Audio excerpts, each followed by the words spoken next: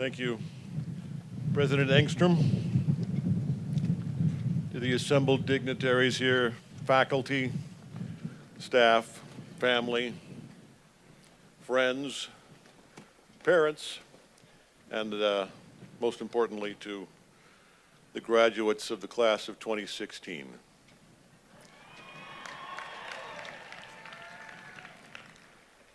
The world is full of bastards.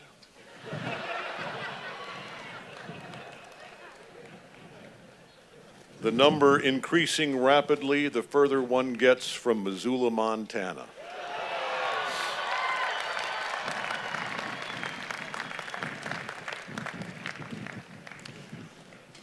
I left Missoula, Montana a long time ago, shortly after my own commencement in May of 1978, and I can vouch for the veracity of that wonderful line, "From a river runs through it," by Norman Maclean, one of the many notable writers who hails from Montana. I've been many places, I've met many fine people, and I have also encountered what seems to me like more than my fair share of bastards. So it's really nice to be back here where the odds are much more in my favor. Thank you for having me.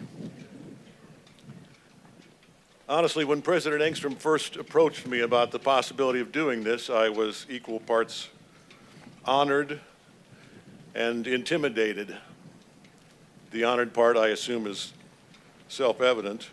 It may seem odd to some of you that I would be intimidated at this prospect, since I'm used to being in front of people, sometimes millions of people on screen. I mean, that is what I do for a living, but there are some big differences between what I do on a daily basis and speaking here today at a commencement ceremony.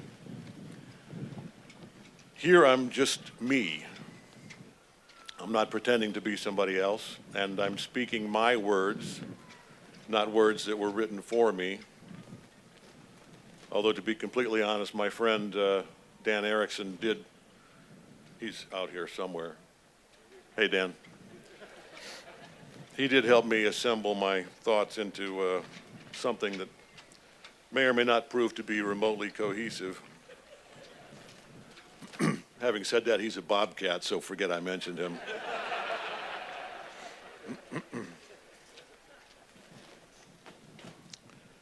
Going back to my own commencement, these 38 years ago, there was a speaker there that day, an educated and wise speaker, I assume. I honestly have no recollection of who spoke that day or of any nuggets of wisdom they may have dropped. My point being, I guess, that I'm not arrogant enough to think that that I'm going to change everybody's lives here today, or that years from now you will even remember who spoke here today. And believe me, for an actor, it's hard to put aside your ego like that. But I digress, as I will continue to do to a disconcerting extent, I think, as we wander along here.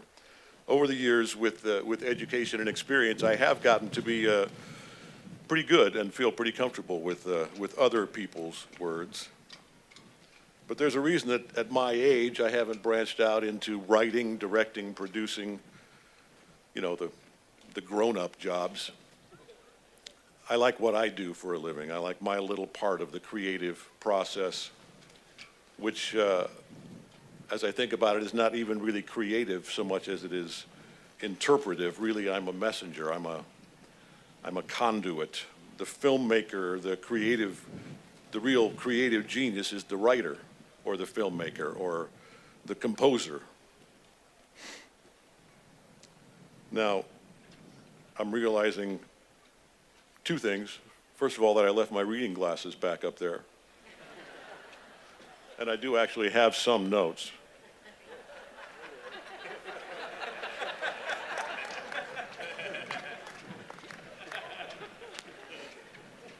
Believe me, graduates, the day you turn 40, you're going to need these.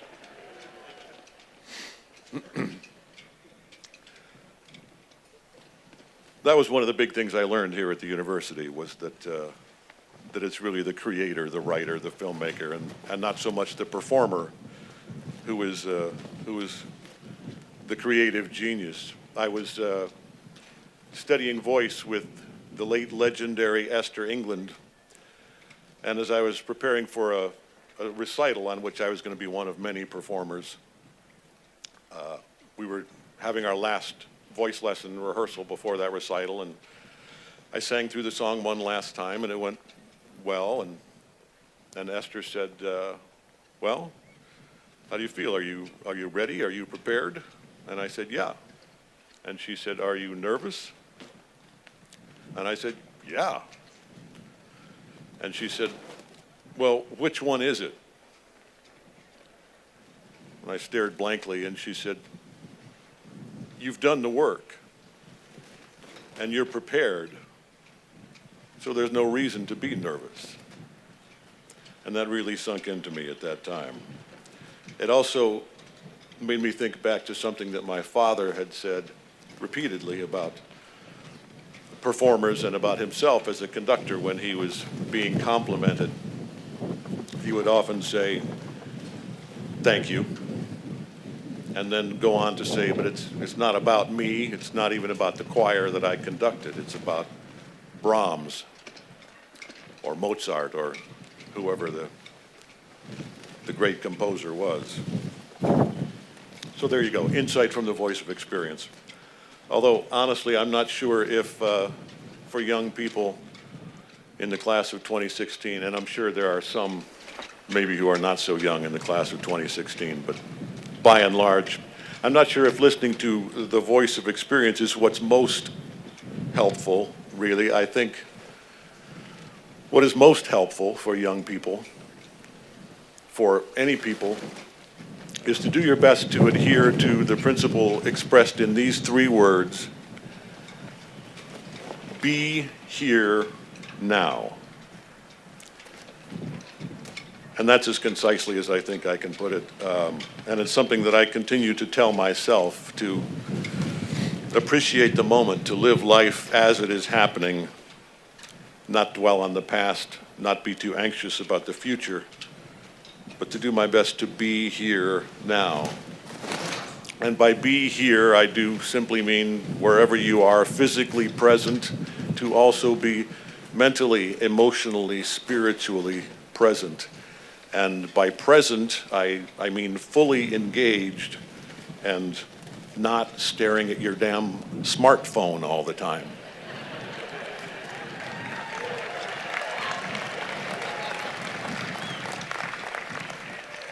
Now, fully engaged doesn't even necessarily have to mean that you're focused on other people or another person. Believe me, you can be fully engaged with a sunset over Flathead Lake, and that can be one of the great experiences of life, whether you're with friends or with your family, with your spouse, or all by yourself.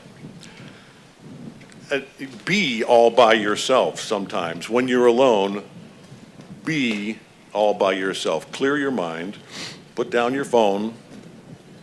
As a matter of fact, if you're enjoying that sunset over Flathead Lake, feel free to just chuck your phone right in there. Having an oral fantasy now of the sploosh that phone would make when it hits the lake. Do that when you're by yourself. Try to clear your mind and just be.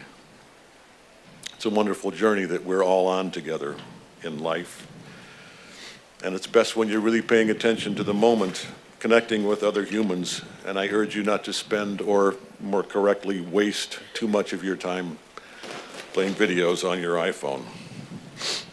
Just be present where you are. It's simple, really, but it's not easy. It takes practice. And I'm not all that good at it, but I aspire to be. And I'm working on it. And I think we all aspire to something, and that's good, that's important. But aspiration without hard work is really just pipe dreams. Here's another quote, not from Norman MacLean. If you only do what you can, you will never be more than you are. I'll say that again. If you only do what you can, you will never be more than you are. Kung Fu Panda 3.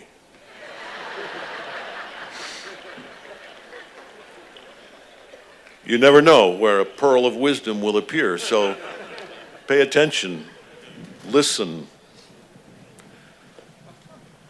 Listening is very important. Now, this is a good time for the disclaimer that everything I'm blathering on about here today it's all just my opinion. It's just what I think, and my opinion is really of no more value than anybody else's, the person on your left, the person on your right. And that even includes your parents. It includes the homeless guy under the Higgins Avenue Bridge, and the fact that I'm in the public eye and that I've got some acting trophies doesn't really make my opinion any more valid than your Aunt Katie's. Less so, I think, in fact, because she actually knows you, so maybe better than you think.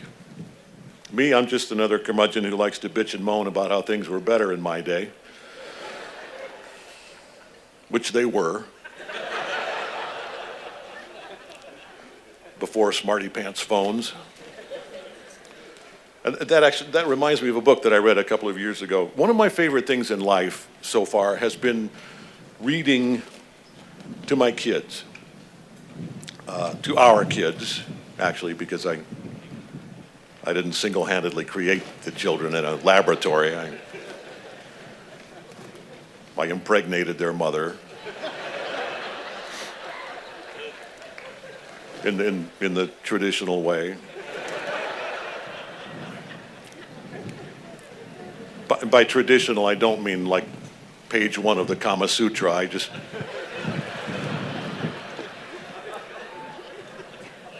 Anyway, yes, reading to kids. I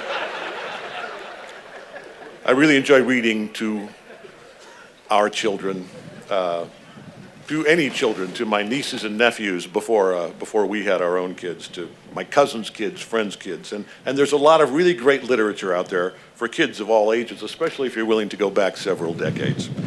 From Goodnight Moon or Oh, the Places You'll Go or anything by Dr. Seuss for little kids, to The Mysterious Journey of Edward Tulane, to the Harry Potter books. My daughter, our daughter, has read all 7 of the Harry Potter novels. She's 14 years old. She's read them, the whole series, 14 times.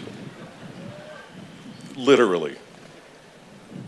Dear God, please only use that word, literally, when it actually makes sense. Seriously, if you take nothing else away from my remarks today, only use that word correctly. I'm guessing that many of you in the graduating class of 2016, if you examine your own speech patterns, you will find that you at least occasionally are guilty of using that word incorrectly or at least unnecessarily. So please, allow me to dissuade you from the misuse or overuse of the word literally. The decline and fall of the English language is proceeding along just fine without so many of us contributing in that one small way. The vast majority of the time that word is used these days by, yes, I will say it, by your generation. It's at best unnecessary and at worst completely wrong. I was standing in line at a cafe in my neighborhood in LA recently, a year ago or so. And standing right in front of me were 2 people who happened to be college age, they happened to be female, they happened to be blonde. And they sounded sort of exactly like Moon Unit Zappa in that song Valley Girl. You know, and one of them was saying to the other, recounting some story of her with a mutual acquaintance of theirs and how exasperating this guy was. And she said, and this is, I quote, And I couldn't believe it. I died.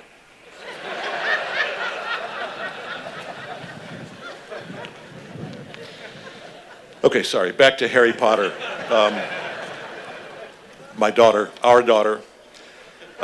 It started with me reading the first Harry Potter book to her when she was maybe 7 years old, and I would read a chapter a night, every other night at bedtime. My wife and I had established the tradition of each of us having one of our kids for some one-on-one bonding time at night. And reading that first book to her when she was about 7 years old sparked something significant in her. Her love of storytelling, both as a reader and a writer, which was already evident, really took a big step forward there. But the book that I was thinking about when I started this whole wayward train of thought is called Rascal, A Memoir of a Better Era. It's a story about a boy and a raccoon, and it's almost Mark Twain-ish. It's actually written by a writer whose name I wrote down here because I never remember it, Sterling Frost. And it's a great read.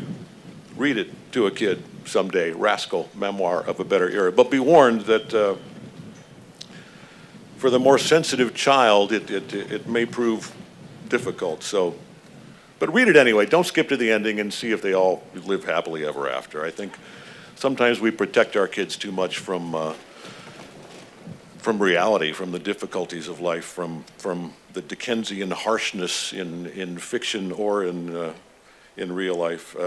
And I'm not sure that we do them a favor when we do that. Obstacles exist in life, and not everybody is nice. Although we should all try to be. My mom was very fond of saying, especially as I was becoming more well-known and someone would stop me on the street and comment on my work, she would often interject with, he's also a nice man, which is what's really important. Okay, my next pithy quote here. If I'd have known I was going to live this long, I'd have taken better care of myself. It's a great line, especially from the perspective of a certain age. And I actually, when I first heard that, I heard that it was attributed to Mickey Mantle, which became sort of sadly ironic when he died in his early 60s. And then someone told me, no, it wasn't Mickey Mantle, it was Oscar Wilde. Just quite a dichotomy. And I recently looked it up on my smartphone as I was having this internal debate. It was U.B. Blake who said that. Anyway, take care of yourself is the point. Take care of yourself. Eat your vegetables. Get some exercise. Floss. Use your turn signal. I know that has nothing to do with taking care of yourself. It's just a pet peeve of mine. I want to get that off my chest. Be on time.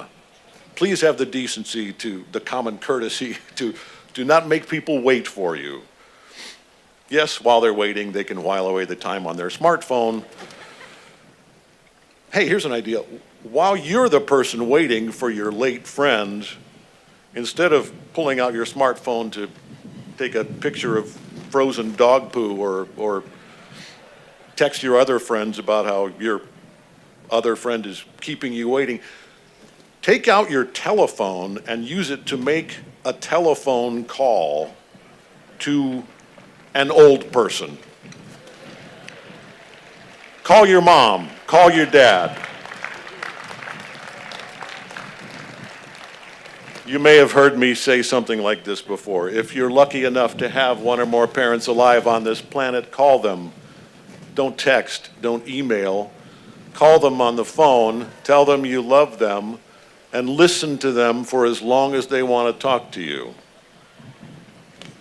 And it doesn't even have to be your parents. It could be, many of you in the graduating class have grandparents, old aunts, uncles, former teachers, coaches.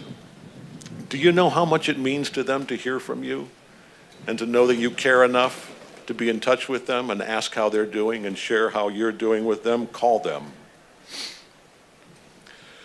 We all come into this life 100% dependent on our parents. We would literally and yes, I use that word kind of unnecessarily, but it's at least not incorrectly, to emphasize a point. We would literally have died without our parents nurturing,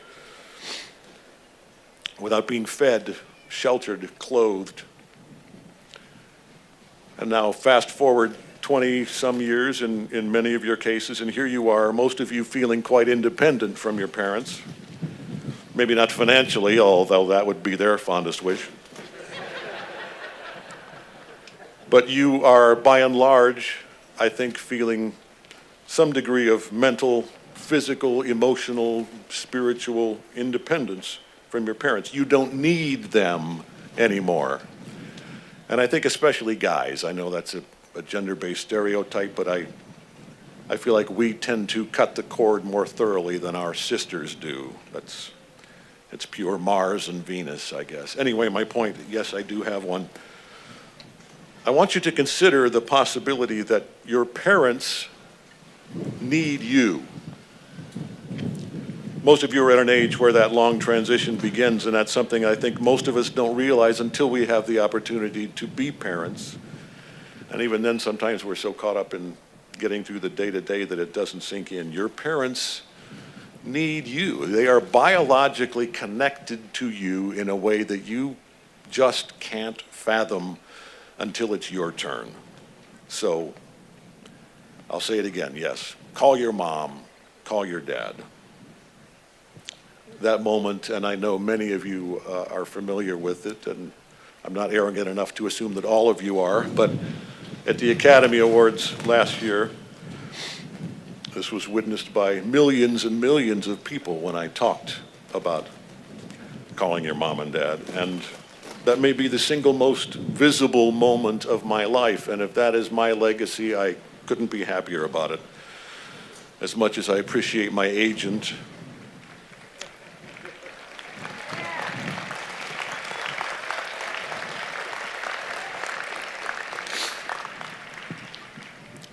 as much as I appreciate him, and I'm glad I didn't go up there and just thank him and the producers and the backers and distributors and publicists and yada, yada, yada. They're all wonderful people. It's not true, some of them are real bastards, but anyway, I'm glad I made my 45 seconds in that spotlight about family. I started by talking about my wife and how remarkable she is, and about our above average children.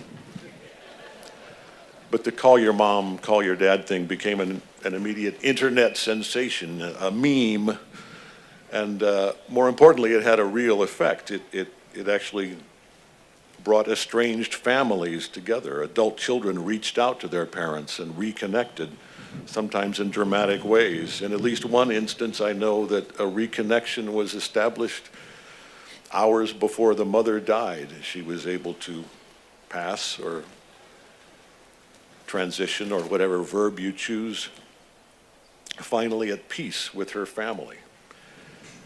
And it was really gratifying to have had that kind of effect on people's lives. There was also a friend of mine, a Montanan, who was among the hundreds and hundreds and hundreds of people who texted or called or emailed after the Academy Awards. And she called to thank me, because the next commercial break after I made that speech, her phone rang and she looked down, and her son was calling her. And the thing that made her story unique was that her son was sitting right next to her on the couch. Just being a smartass.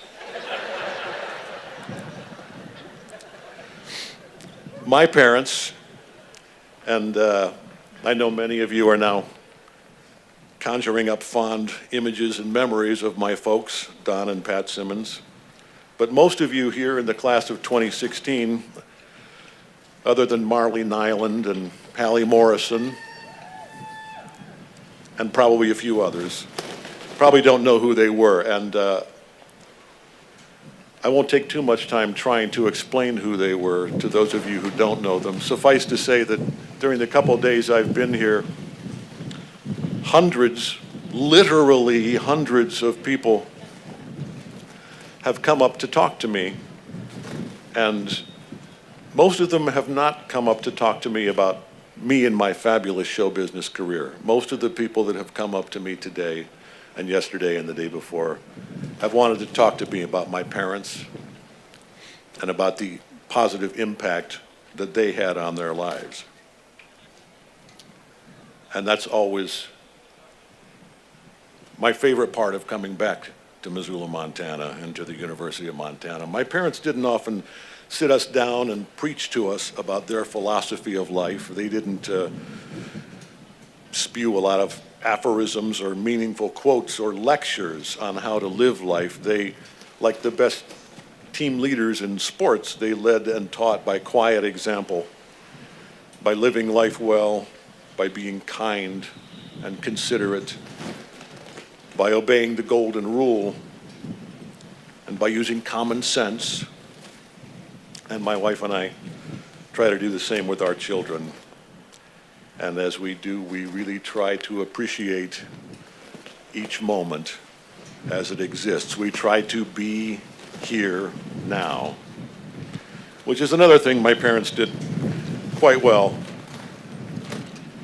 I mean, my dad was often fondly mocked for his tendency to plan ahead during every family gathering based exclusively on exactly what food would be consumed, where and when. But other than that and the occasional wistful story from the Depression,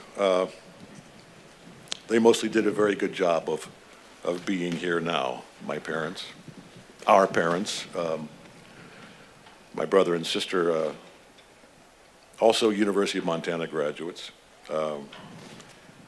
Our parents lived in the moment quite well. And it's not that tricky, really, I think, when you simplify. Be nice.